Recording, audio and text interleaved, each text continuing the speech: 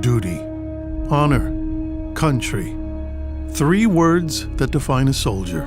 A moral code that is built into each and every one of America's men and women in uniform. From one end of the world to the other, our Palm Springs Air Museum 2019 honorees exemplify those 3 words. Their skill, dedication, and heroism are indisputable.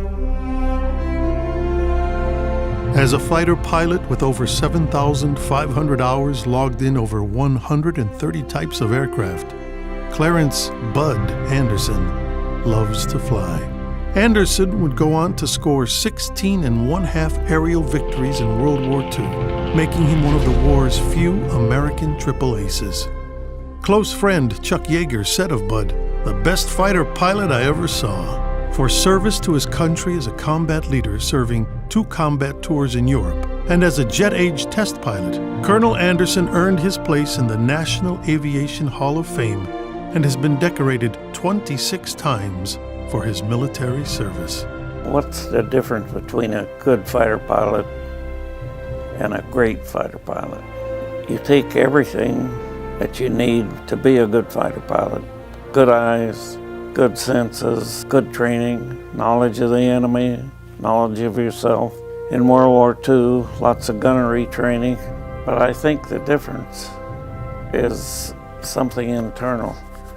The Germans called it a fighting spirit. I think I'd just call it motivation.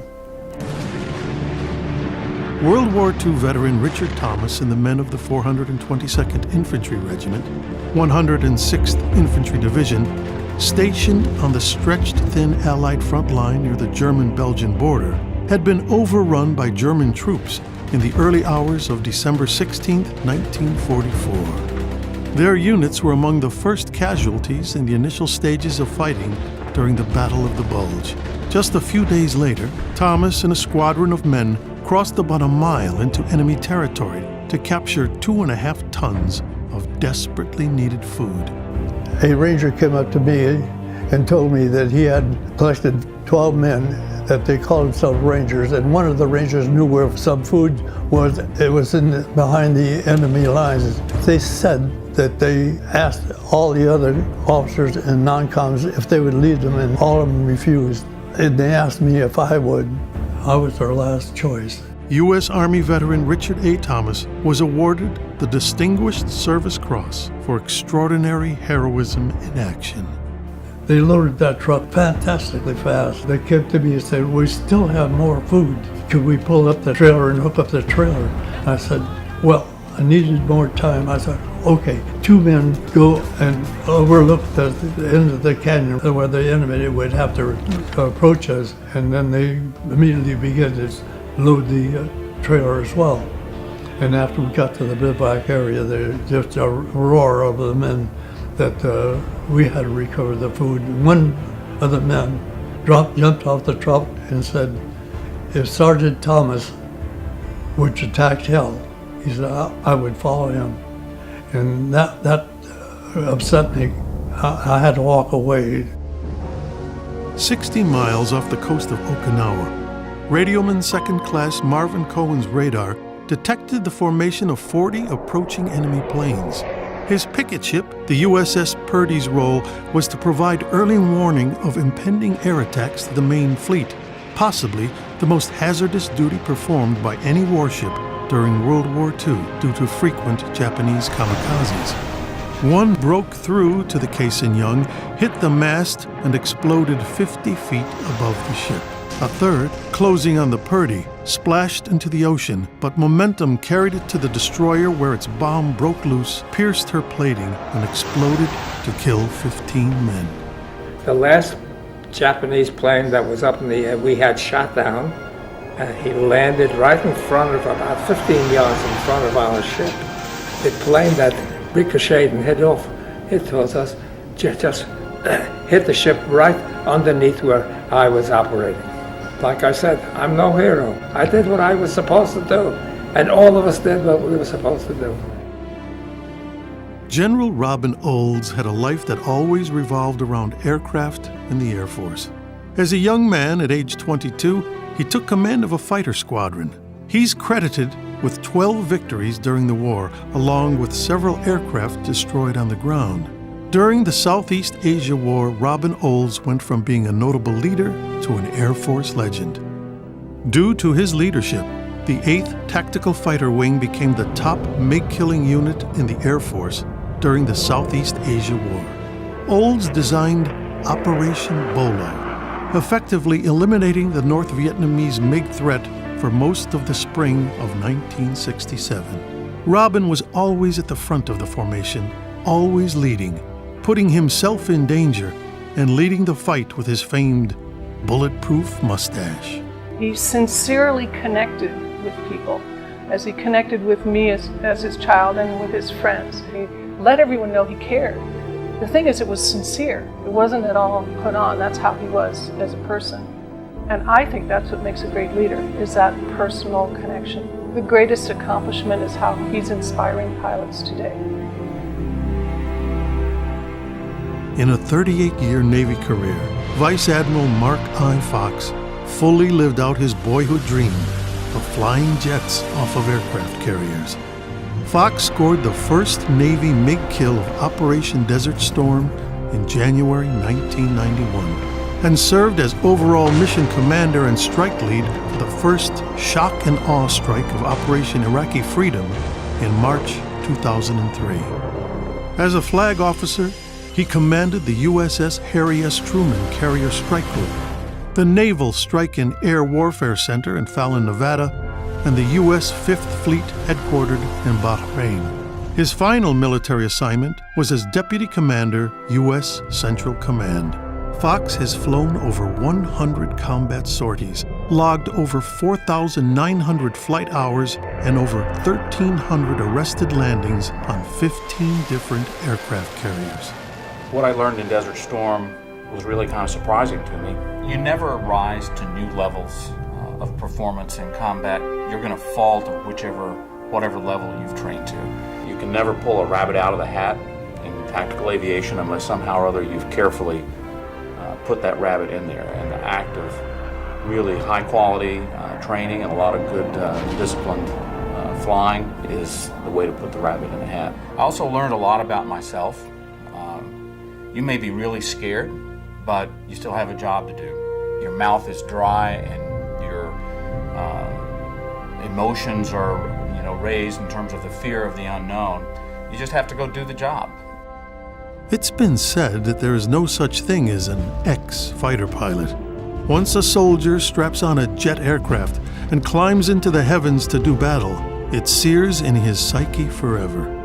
At some point, they will hang up their flight suit, but not Robert Hoot Gibson, jet fighter pilot, Top Gun naval aviator, shuttle astronaut aboard Challenger, Columbia, Atlantis, and Endeavour, test pilot with more than 14,000 hours of flight time in over 150 different types of aircraft. Hoot is a pilot's pilot. I'm probably one of those rare astronauts that didn't grow up and want to be an astronaut all your life. I was an airplane person. Mom and Dad were airplane people. I wanted to be an aeronautical engineer and a test pilot, and wasn't really focused on being an astronaut. I remember I was reading an aviation magazine and flipping through all the news, and I flipped a page, and here was an artist concept of a space shuttle. And I probably shook that magazine as I was looking at it and said, oh my gosh, this must be what I've been waiting for all my life. From that moment on, I wanted to be an astronaut. Liftoff of Space Shuttle Atlantis. Lieutenant Commander Kristen Hansen's first deployment was to Iraq and Afghanistan in 2008 in support of Operation Iraqi Freedom and Operation Enduring Freedom. Hansen is a graduate of the Navy Fighter Weapons School, Top Gun, and a training officer with the VFA 146 Blue Diamonds, a department head with VFA 113 Stingers, who joined Operation Inherent Resolve in Iraq and Syria. Lieutenant Hansen is currently the Air Wing Training Officer at Naval Aviation Warfighting Development Center in Fallon, Nevada. Hansen was recently selected for command and is slated to join VFA 25, the Fist of the Fleet, as their executive officer in the spring of 2020. Combined, Hansen has over 2,000 hours in the Hornet, 66 combat sorties over Iraq, Afghanistan, and Syria, and 472 carrier landings. My duty to uphold is the standard at which America has come to expect of its military. We're the greatest military in the world, but you don't get to stay like that without working day in and day out to stay that way. So you can never accept subpar performance from yourself or from the people around you. And every single time you get in that aircraft, you need to be striving for perfection. It's an honor to put on an American flag onto the uniform every day and defend the country that you love. Outnumbered, outgunned, and almost overrun, U.S. Army Staff Sergeant Clinton Romeshay led a formidable defense against 300 Taliban fighters who attacked his base from 3 sides. The U.S., Latvian, and Afghan soldiers numbered just 85. Romeshay headed the fight to retake the outpost and was wounded by shrapnel in his arms, neck, and shoulder. He then contacted air support that took out 30 Taliban, giving cover so other wounded soldiers could reach medical aid, and recovered several fallen soldiers. Clint lost 8 of his platoon during the 12-hour fight. His book, Red Platoon, is the story of the battle for Command Outpost Keating and honors those who gave all. We gather to present the Medal of Honor to one of these soldiers, Staff Sergeant Clinton L. Romeshay. This is our nation's highest military decoration. It reflects the gratitude of our entire country. Sharing the experience, when I transitioned out of the Army, I kind of put everything on a shelf, put it in a box in the back of my mind. And then all of a sudden to get thrown into kind of a national spotlight, I realized pretty quickly that, that service, that sacrifice, that experience that I had with those great men was a very selfish thing to sit here and kind of put in that box and keep it up on that shelf. And to now be able to come out and talk about those 8 men, to make sure they're never forgotten. To also sit here and disperse, some of that emotional load onto everybody else helps me kind of cope with things that I'd, for a long time, tried to forget about, but was always there kind of nagging you in the back of your mind. So every time I get done talking, it's always, I've got a good buddy that calls it, your combat cup. And, each one of us that have been to war, our combat cups are pretty full, and we can share and spill a little back and forth between our buddies, but we can't ever really get rid of any of the fluid in there. And to talk to people that have never been through combat, we get to put a little bit of our combat cup into your cup and fill yours a little bit, so you carry on those names, that sacrifice, that just commitment to freedom.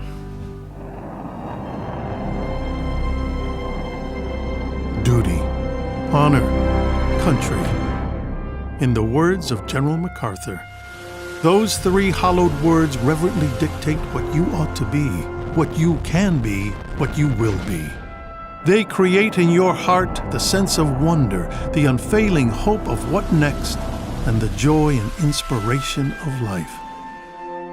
The men and women we honor here tonight exemplify these values we all share. Please join us in saluting our 2019 Palm Springs Air Museum Gala honorees.